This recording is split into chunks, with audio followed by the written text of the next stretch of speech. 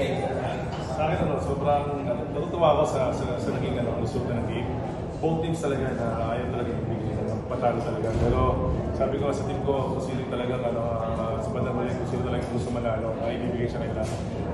Yun nga, buti nag-response kami doon sa naging challenge namin sa talaga approach error namin ng mga yun.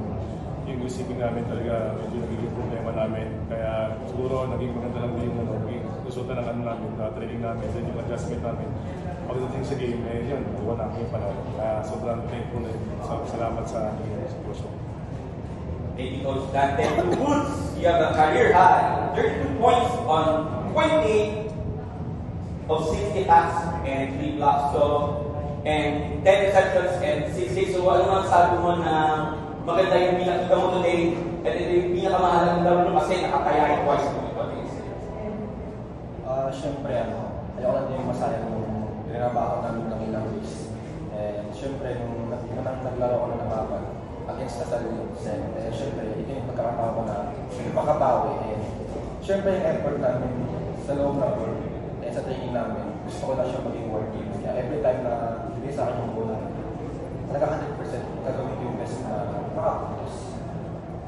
I think Boots the floor is over.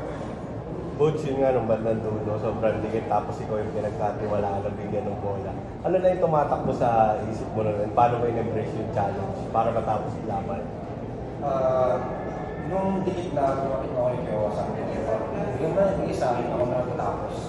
And then yung naman yung Kiowa kasi siyempre, sabi ko yung iwala sa akin, kahit na ang dami kong na-miss na game, andun pa rin yung trust niya sa akin. Coach, siguro on a bigger picture na, kasi nakikita naman natin tumataas din yung level talaga ng rest of the UAAP team. Siguro for you as one of the pioneers talaga ng men's volleyball, siguro ano na lang po yung masasabi niyo dun sa nakikita mong growth na ito nga, ganitong klaseng laro yung naipapakita niyo tuloy ngayon sa fans. Yun nga, sabi ko masaya kasi talagang wala talagang dominating team talaga ngayon. Talagang makikita natin lahat lumalaban na. Siguro na meron talagang mga bagay lang na lumalaban kami ngayon sa sitwasyon. Pero patingin ko talaga yung level namin sa men's team ngayon. Hindi lang sa UAP, pa rin sa ibang liga na medyo gumaganda na siguro talagang nandiyan na talaga yung pagustuhan namin na talagang pumungat yung men's team sa atin sa Woods, alam naman natin yun nga, medyo matagal ka din nawala this season, pero ano na lang yung naging mindset mo na talagang pag kinailangan ka na ng team, ready ka sa metro, also sa clutch? So, nung time na na-injured na ako, ang goal ko lang naman is every time na nag-rehab ako kay Coach Luis, makabalik na mas maaga. And hindi ko na in-expect na gagamitin talaga ako. Ang goal ko lang is pag pinasok ako, kailangan makakatulong ako. And ayun, and siguro, kailangan din sa sipa, maging worth it naman lahat ng gandaan mo. Thank you po. Buddy, nung laban niyo sa Lasal ng second round, isa ka sa mga lumaban lalo nung third set kaya may makuha yun. Pero kalawanan, nakuha pa rin ng Lasal yun. Ngayon, ano lang yung mindset mo na hindi na maulit yung matalo kayo ng gano'n? Nung nangyari yung game na yun, ang dami talagang error lalo na sa service.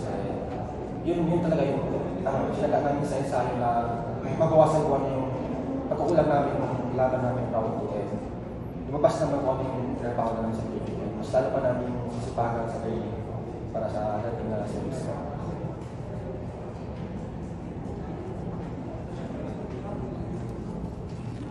Ay, Coach, pagkaroon ko lang kay Obed, wala siya sa... Si Obed may sakit eh, nag-recover pa naman kaya hindi na namin sinama. Siguro, malalaman namin siguro ngayong week na talaga makakaguro pa rin siya. Pero yun lang, at least si Choi nag-step up today, what can you say? Well, si Choi naman, nasa akin naman talaga yun.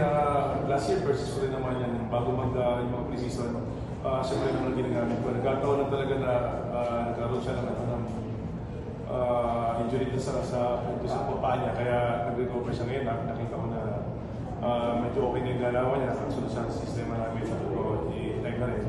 Even na mo din nung time na ginulot ko nga siya pagdating nung review namin. Sabi ko, ikaw na yung versus ko yan.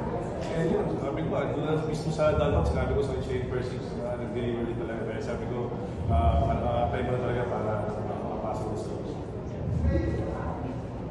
Okay, congratulations!